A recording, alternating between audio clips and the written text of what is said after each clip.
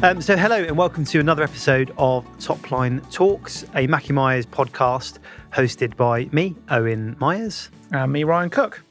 For new listeners, the aim of our podcast is to bring inspiring stories from a variety of guests from different industries, bringing you career insights, sector insights, and some tips on how to navigate success along the way.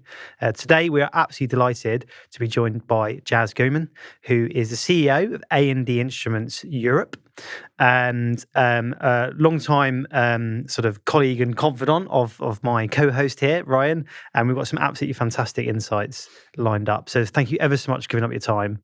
Yeah, my pleasure. For the benefit of our viewers and listeners, it'd be fantastic if you could just give us a brief overview as to who you are, where you come from, the job that you're doing currently, and then we can dive into a few of those bits. So I'm Jaz Ghuman. I'm CEO of A&D Instruments. My parents were from Punjab, India, first generation immigrants. My dad was the only earner, and my aspiration was to go to university and have a career of some sort, initially law. But unfortunately, I had to work. And I started a year in college and then stopped, got a job in a factory doing TIG welding. And in that journey, one day the factory production line broke down and the manager came out and he said, "Look, I need you to fill some papers." I started filling these papers out and he said, "I recognise your handwriting. You know, that looks like italic handwriting. Have you got an education?" And I said, "Yeah, you know, I've doing night classes and doing a bit of accounting." And he said, "I'll see if I can get you on a management program." And a couple of weeks later, he came back and he said, "Look, 4 days work in an office and a day studying at the local college." I said, "Great, you know, I'm really, really interested in that because at the end of it, I'd be a qualified accountant." And what happened is I got the contract, went home, told my dad. You know, on a Sunday, that's the only day we got to see him. I said, "Look, I'm going to be a manager." "Oh, that's brilliant." He says, "What do you earn now?" I said, £50. He says, "What are you going to earn as a trainee manager?" I said, 25 quid. It hit me so hard, I fell off the chair. And then for 2 years, my mother subbed me until I got through that pace. He never knew. Wow. And then that got me an office career, started just doing clerical stuff, then into management accounting, then financial controller. And then I had the chance we had a sudden death in Minnesota of a controller. And the junior, his number 2, was not quite ready. And the CEO said, "Look, we're looking for somebody to volunteer for 6 months just to go out there." And where was this, Jaz? Which business was this at? This was still, it was all Avery Group. This was all Avery Group. Okay, but Avery was different eras. It was PLC, it was private equity, it became part of ITW. So you were, whilst I was there for 30 years, I must have had different roles every 2 years of some capacity, just moving up. But when I went to Minnesota, it was for 6 months. Cam asked, you know, I said, "I'm not sure, you know, young kids, you know, I think it was 7 and 5 at the time. And that's post 9/11. Yeah. And, you know, I said, I'm going to go there for a week to see what the area's like. That 6 months took 2 years. So I was seconded for 2 years, living there 3 weeks and then 1 week back. And then doors opened because I showed flexibility. I was prepared to travel, make commitments, listen, and then the guy I was working for ended up being his boss. You know, the journey's changed, and then I became, over the period, I became group divisional controller, which was the whole, you know, the top of the tree from clerk to number 2 in the Avery Group. And then after 30 years, we split the company into 2. A colleague was who worked with me, Peter Argus, took a job at A&D in Oxford. He was headhunted to do the MD's role. And he said, "Look, the back office is a bit of a mess. I need somebody to do what you do, is just clean things up." And because I was in between deciding after 30 years what else I wanted to do, I said, yeah, I'll do it for a year. And culturally, so having worked with States and India and Malaysia, I've never worked with the Japanese. So what happened, Peter brought me in, and it was culture shock. I mean, ITW was $500 million, and A&D was totally different. it was a tiny company in comparison. The A&D group is $500 million, so it was a growing business in Europe. And after a year, Peter decided to resign, go back to Australia for family reasons, and he put me forward for the job. And they only recruit sales background CEOs and managing directors. And they said, what are you going to effectively bring to the party? I said, actually a lot. I can lead people. I understand sales. I'm very binary in my process. I'm data driven. And I'll manage the sales guys my way. So initially was made MD, and then after a year I was CEO. But what I was able to do was build teams. Not be afraid to have good people around you. Not be afraid to take tough decisions. I think I took 20% of the workforce out. I mean, Steve Hathaway would say that it was coffee with Jazz. If you're having coffee with Jazz, that means he's making a change. And then look at what the gaps in my locker are in a group of people. What's the shortfall? We needed a sales director. We needed ops changing. We needed metrics putting in place. We needed the financials improving. And also ask the leadership team in Japan, what's the problem statement? Because if they do not know the problem statement, what are you going to fix? Because everything you do is going to be wrong. Yeah. So, I've kind of gone from clerk to my CEO role in kind of abbreviated, but that was the journey. And now, I'm also on the advisory board to North America. And why would I be asked to do that? I couldn't bring something to the party. And a lot of it was just talk about what you can see rather than what you want to see, and listen to the facts and deal with the facts, and deal with obstacles. There's so much there, Jazz, and thank you, because I think 30 years at Avery is significant, and there's so much in there, and that journey is phenomenal. I think in this, it would be quite interesting, that transition from finance to CEO, and you've highly abbreviated it, so it makes it sound all very simple, and clearly there's a lot of that is about taking opportunities from what you're saying. Even that Minnesota move clearly was about taking opportunities. But I guess in the transition from going from a controller into something that's significant senior leadership, and then FD, MD to CEO. What was that transition like? And I guess give us some insight into some of the challenges that came with that. Yeah, so the first thing is, if you're going to vacate a controller's role, you've got to have a good person to bring in. And I'd invest in time in any role that I did, that any graduates we took in, look for, if they've got a 2-1, as a simple example, they've got a brain in their heads. That means they're going to qualify. Yeah. So you don't have to worry about them getting a piece of paper at the end. What you've got to worry about is what they're going to take away from you. And, what are your controls? What's your working ethics? How do you work? And what tends to happen, how you behave, it tends to be how your team behaves. So if you've got a hard-working ethos and you're encouraging them to pass exams, and they're getting variety of work, then that's already made. Then stepping up to finance director is really about being a very, very, very strong number 2.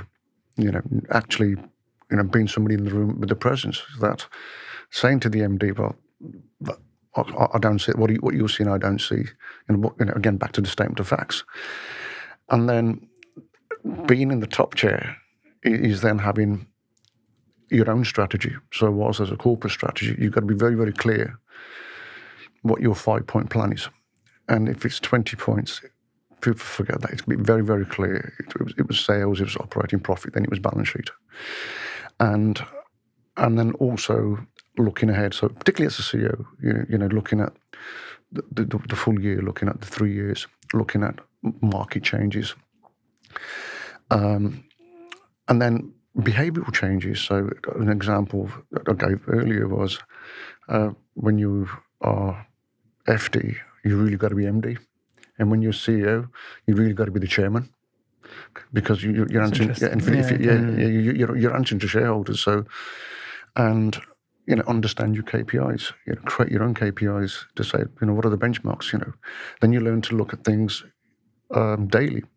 I'd look, what do I do to, every day I'd look at what's my revenue, what's the cash balance, what are the margins, what's happening with stock, how many employees are in, who's working on what project, what's the progress.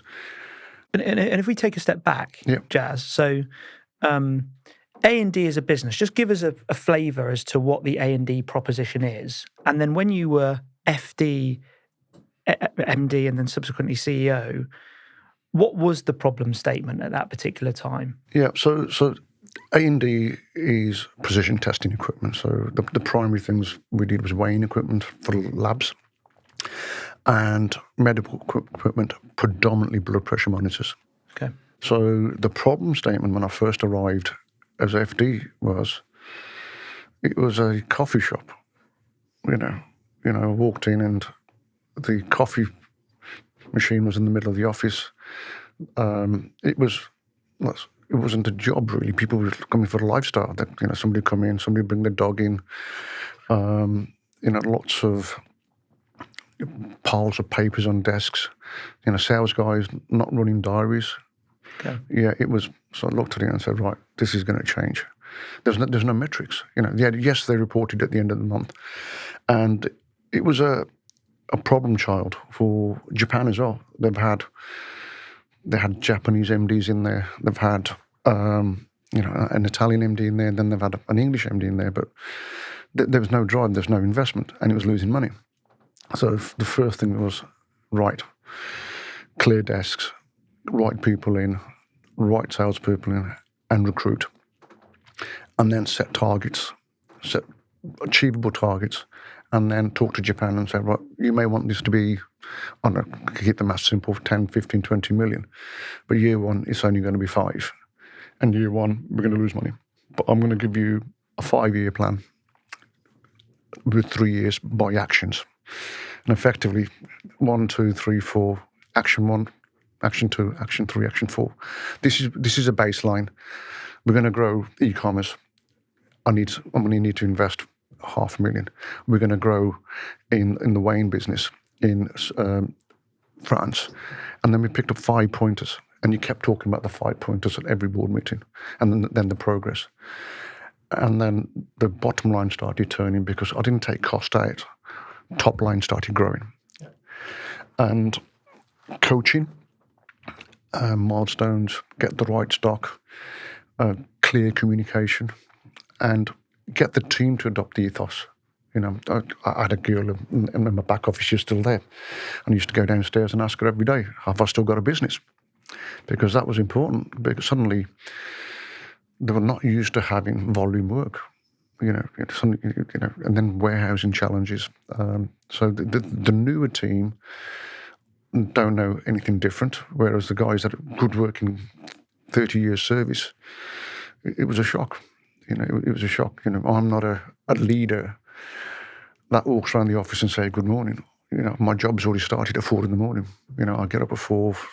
I do my Japanese email coverage, and then also traffic from North America, and then the gym, and that's the only hour I get at the gym where you're not in front of a phone or a laptop. And you'll be surprised what strategy comes out your head. And then 7:20, in the office. And then the day starts straight to my desk and the 4 or 5 things that need to move. And then I go into the office. And I've got people around me that do the, do the caring. The most important person in any office business is the janitor. Yeah. That's the person you need to be on first name terms with, because if you know the janitor, we're taking your business seriously. Some great tactical insights there. When you did the initial intro and subsequently, what I found really interesting and quite unique is you understanding sales. Because actually, we see a lot of people that are climbing the ladder in different industries, whatever, that want to business partner the MD or the sales director or whatever, but actually they're struggle to come out of the finance mindset. So have you got any sort of insights to how you achieve that to then propel you in the career as you have done? Sort of best case advice really as to how finance professionals can really get into the mindset of sales to support and influence it. So what you find is if you've got an MD, so what's the MD first main driver? It's revenue. Is how's that revenue broken up? What segments, what margins, who are your best sellers, what's your best selling product? As an accountant, you're working at profitability, but you should be looking at the commercials, which is your number one best selling product, which products are losing money. So that's how I got into it.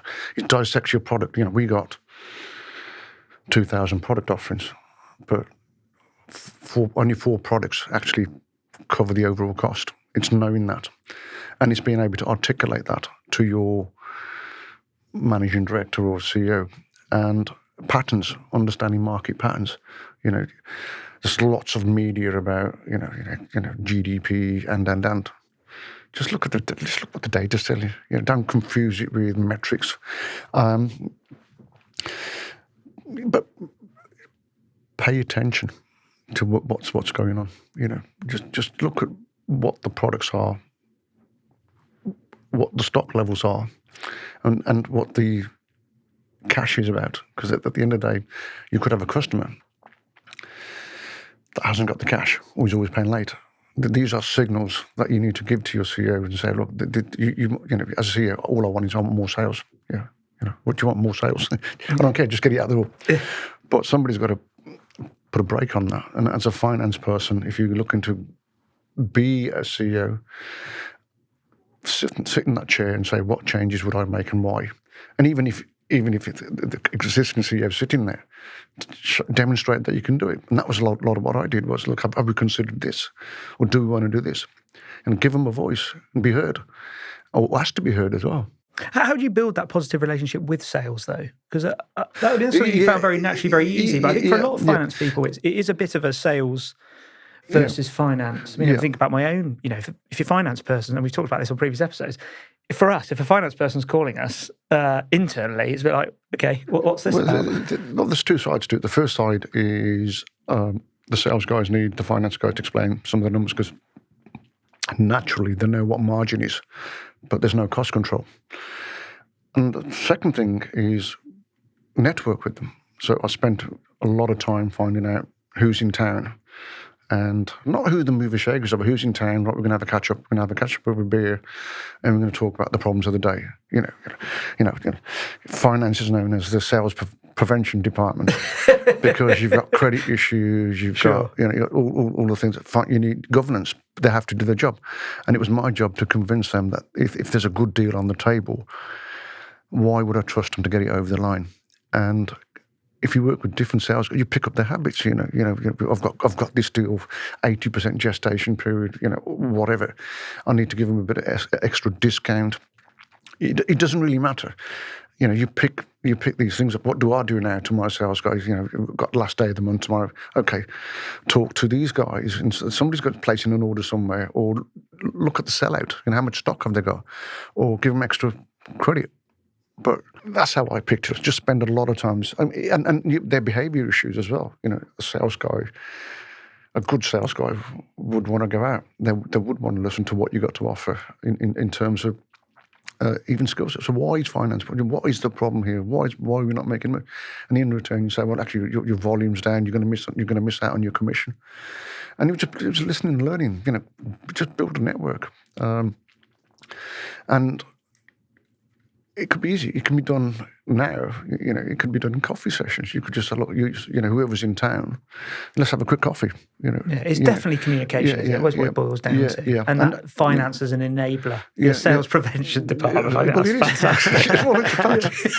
It's a fact. Yeah. Brilliant. I love that. Definitely. We'd love to talk about your international experience. Yeah. Because again, that's, when people are coming through their careers, there's often, sliding door moments. Yeah. And do you have the experience? You don't have the experience. How do you get the experience? So I'd love to hear a bit more about your experience and contrasts between the American market, UK, Europe, and Asian market as well, and just various insights you might have from that. Yeah, the first journey was after 9/11 when I went to Minnesota. And on the first journey, landed in Minneapolis Airport and got held in customs for 12 hours because I didn't have a visa. Initially, it was just a visit. And just having a US customs experience, it was difficult, but it taught me to be a calm international traveller. Nothing blushes me. You learn which lane to get into. You learn which seat you want to sit on, and then when you get there, you have to adapt to the culture. What's the culture of the team? What's the culture of the office? What's the culture of the town you live in? And I was fortunate enough where I stayed in an apartment. It was owned. It was part of a doctor's house in his complex, and they were very good in making sure I was okay. They invited my children over, so that was a good experience. But that got me understanding the American way, the EBITDA. The local was very family orientated. Everybody did things as a family. It wasn't lads. I think there's one hotel, and I think there's one bar in town. To give you an idea, It's so small. Yeah. But the factory was big. And then that gave me the American way of working. But it also gave me some work with the head office company that was in Boston, which was culturally different as well. And the head office in Chicago was culturally different as well. So, the guys in Chicago were it was all about work. The guys in Boston were all about work and play. So you learned how to adapt. And then India was different again, being from Punjab and doing work in Delhi. That was interesting because of the Sikh riots in 1984. So you quickly established that there was a bit of a boundary there and some topics you didn't discuss. And getting people to adapt to, for example, health and safety. And a really interesting one is, went out into the production line, the welding, and the guy's got his helmet on, he's got his kind of yellow coat on, and then no shoes. He had no shoes on. So what? Because they're not used to wearing. This group of people were not used to wearing shoes, so they couldn't work. So there was kit there, but it was never used. Oh, yeah. Yeah. So I didn't see that. Yeah. And then Japan, Japan was fascinating. Yeah. When I first went to Tokyo, it was just breathtaking in terms of culture, everybody's smart, the variety and the quality of food, and then learning the way they work. So having this American head office background and then going to Japan where any decision making isn't immediate. So if it's a difficult decision, they will go away and validate that. They won't give you an answer straight away. Culturally, you start on time, meetings finish on time. You go out to dinner, it starts on time, it finishes on time. And you are empowered. I am empowered to take decisions. I do not do report outs on a daily basis. At month end, I send one email, this is a summary, this is my summary report. You are allowed to manage. And you're empowered. So I use my expenses as an example. My expenses get approved by Michaela, who's my finance manager. It doesn't go through up to Japan and back down. They trust you, they expect you to deliver. And then their work ethos is still typical Japan, they work very, very late. They're trying to change that culture now. I think the government brought in rules to say that you've got to reduce hours. Really? Wow. Yeah. The other significant difference is R&D led, so they want the best product in the market, not necessarily the highest profitability. So they plough 30% of their profits back into investment. Wow. Yeah, R&D. And it's so competitive, your space. I mean, blood pressure monitors. And it's state-of-the-art factory. Yeah. When you go there, again, everybody acknowledges you in typical Japanese, very, very polite. If you're going to go around the factory, you've got to wear shoes, different shoes, like plastic covers over your shoes. Just that whole ethos. The challenging part is always if I say, I want to invest 5 million into Europe and build a factory. I'd have to have a very, very clear, concise plan that I understand, articulate that to the board, and then they will turn their own evaluation team in to see whether that's feasible. It's knowing how to get that over the line. And the key point is in each of the cultures, who are the movers and shakers? Who are the decision makers? If you know who the decision makers are, that's who you need to work with the most. Just say, look, Ryan, you're the CEO. Yeah. I just need 5 minutes of your time, and I'll listen to my plan. And be prepared to do that. Do your homework. Yeah, make sure you do your homework. Which goes back to some of my work in ethos. I work 7 days a week by choice. And again, that's supported by Cam, my wife, who, I'm expecting to be home at 5 o'clock and sit down and have a family meal. I mean, it's good, probably out of the way. But even at weekends, I will go and find places to work, 4 hours here, 5 hours there. Saturday is all about catching up. And Sunday is all about planning. Because guess what?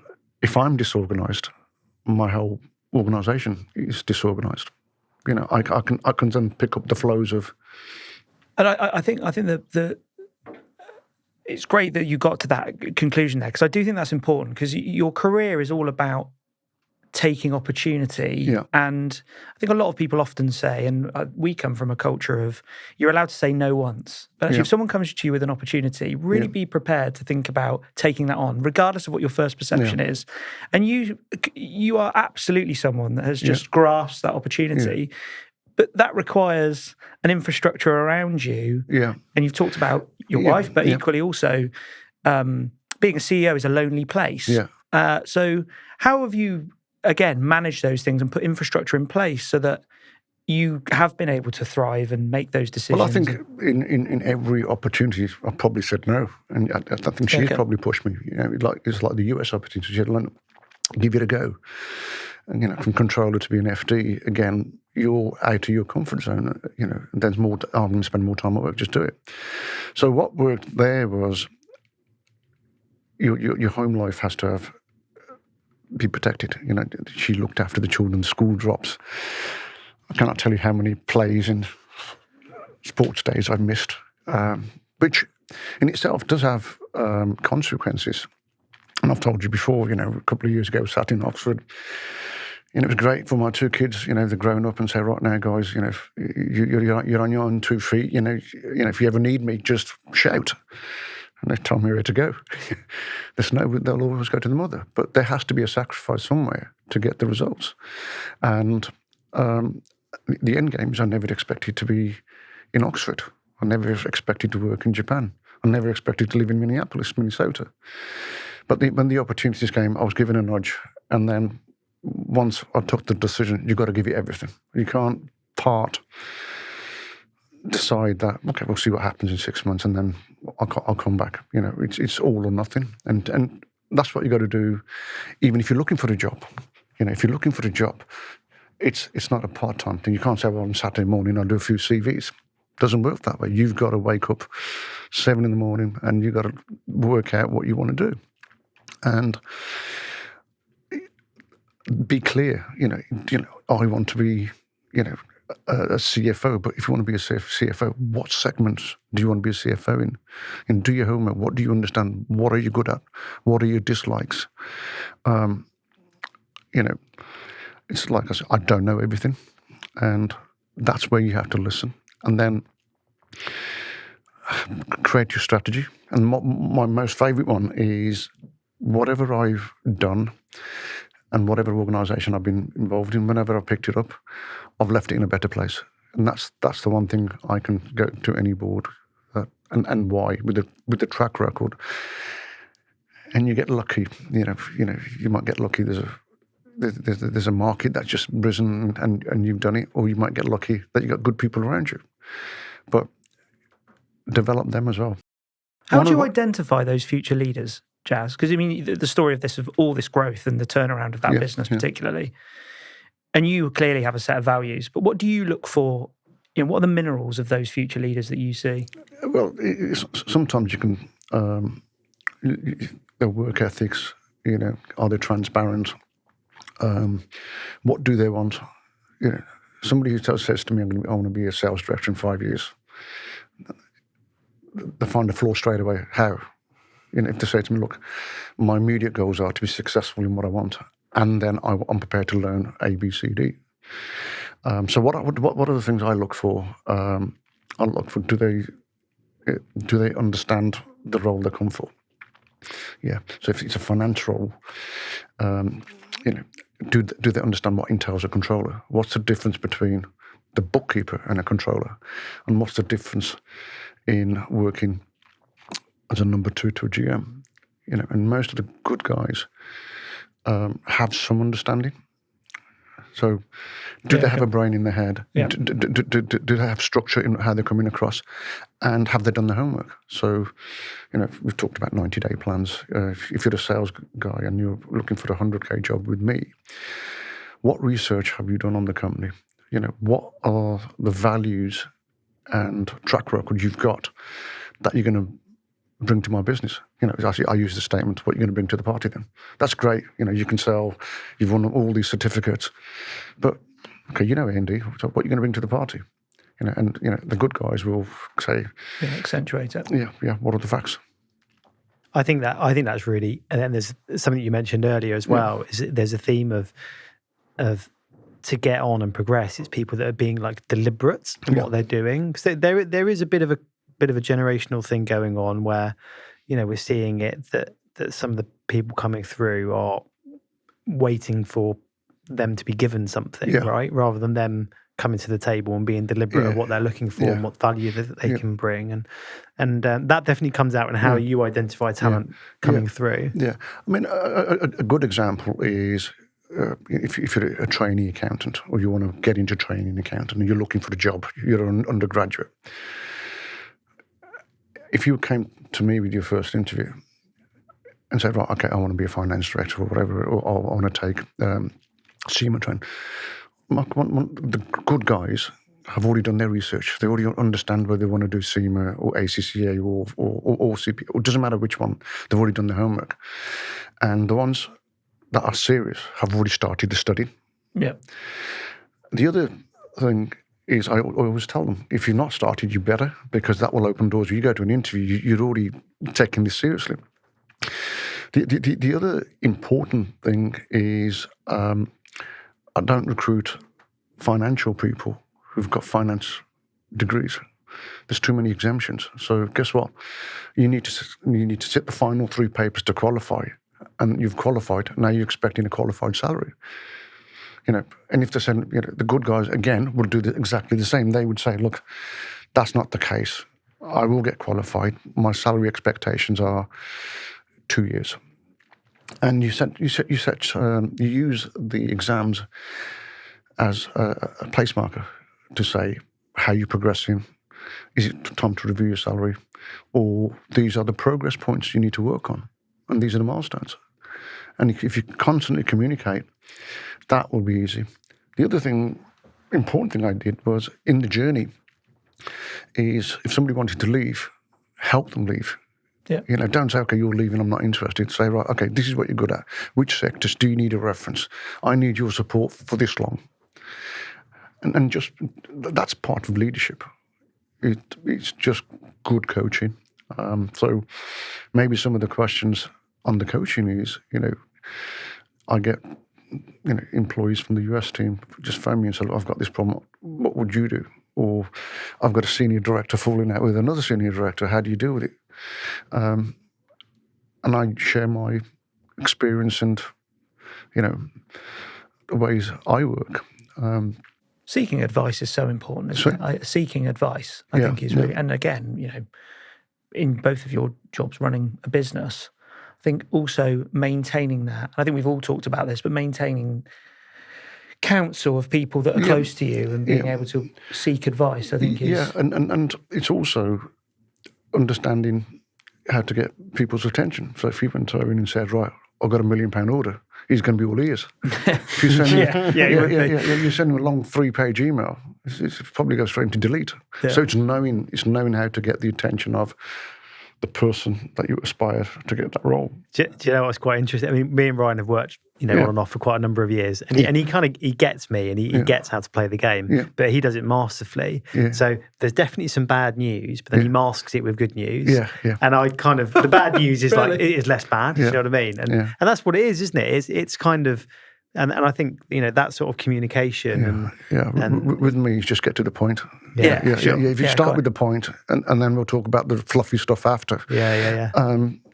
Because then you're trying to get to the end game, and I kind of lose the thread quickly. Yeah, and you're managing so many different things. So you are like, tell me what the punchline is. But you would hope also, this whole thing about coming with the solution. Yeah. So direct, here's my problem, but this is what I put together.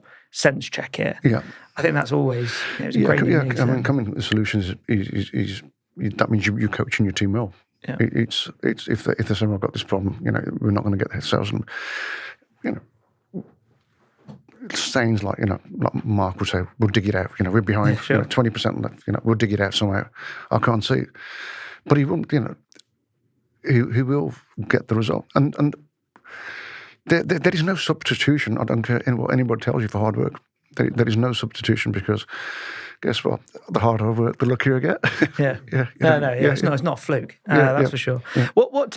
Just bring it geography. You've seen all these different geographies. Yeah. Let's just quickly talk about Oxford, because that's your home now, and you landed here, as you said. Yeah. That probably was more fluke. Probably, the fact that A&D was there. Yeah.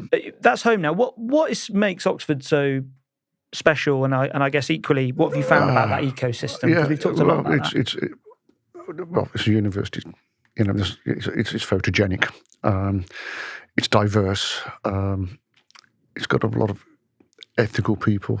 I just enjoy the atmosphere around Oxford. I spend a lot of time working in the afternoons in coffee bars or whatever, and you can get on with it. They facilitate. We use Joe's a lot, and you're in your book booth, you're at the back, they'll turn the music down for you. You can take calls.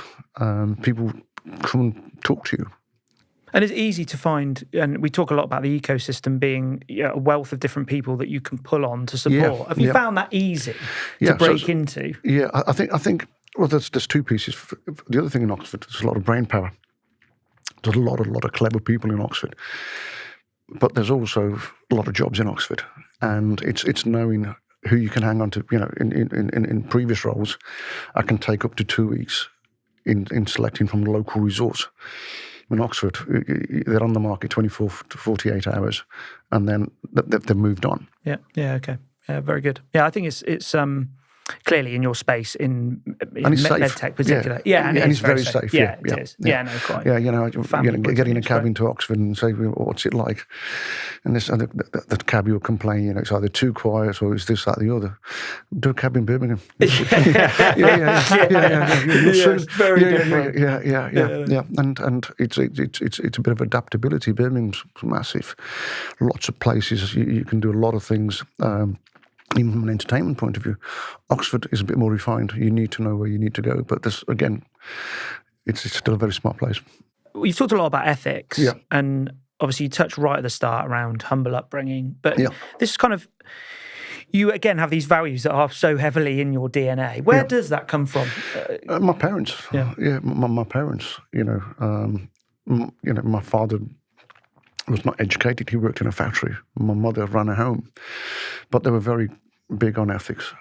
On thank you and please, and don't show off or whatever. Don't be what you're not. And God gives and God takes away easily. That's very important. And it was a time they invested. He didn't have a lot of time, but what he did do was make sure he was doing mentoring. I think that's where we got that from. So look, some quick fire stuff towards the end. Very quickly, Woodstock or Summertown? Both. I use both. I knew I wouldn't be able to get you off the fence on that one. Okay, you're boring. Okay, Summertown. Okay, Summertown. Thank you. Any regrets in your career so far? All the success, but no, because there's no room for regrets. If you dwell on regrets, then you've already failed. Everything has to be a step up. I didn't get that. No, never. That's the ethos of celebrating somebody else's success, because I got there in the end. Yeah, sure. I wasn't chasing it. I wasn't chasing from that person's success as well. Okay. And always turning, as we would say, turning negative into a positive. That's what my job is. And obviously A&D. Big Japanese business. Yeah. When going into a foreign parent, often it comes with, significant big behavioural differences and cultural differences. If there's one piece of advice you could give someone who was, walking into a new cultural environment, what would it be? Do your homework. So you can pretty much Google any country, any behaviour. So what I did was Google how you hand over your business cards. They do that in a particular way. And listen, find out who's in the Japanese culture and spend 20 minutes, half an hour, even a day understanding that culture and find out who's who. So it's all about homework. Thank you. Amazing insights. Thank you very much for your time. Thanks for joining us. That's been another episode of Topline Talks. So you can check us out on YouTube, Spotify and Apple. Until next time, thank you very much for joining us, Jaz. Thank you very much. Thank you.